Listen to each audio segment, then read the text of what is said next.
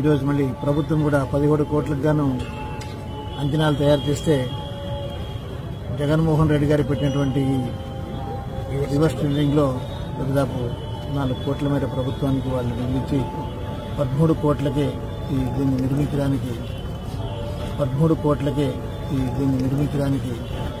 కోట్లకే దీన్ని నిర్మించడానికి టెండరింగ్ కూడా అయిపోయింది.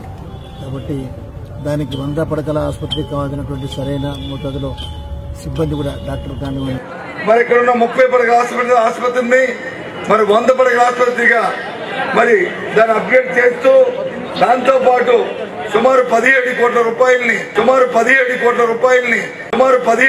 రూపాయల్ని నిధులు కూడా మంజూరు చేసి మరి ఇవాళ ఆయన ఆదేశం మేరకు ఇక్కడికి వచ్చి శంకుస్థాపన చేశాం. త్వరలోనే దీని ప్రయోజనాలని దీని ఫలితాన్ని మీకు అందించబోతున్నామనే విషయాన్ని సవినయంగా మీ అందరికీ మనం చేస్తున్నాం.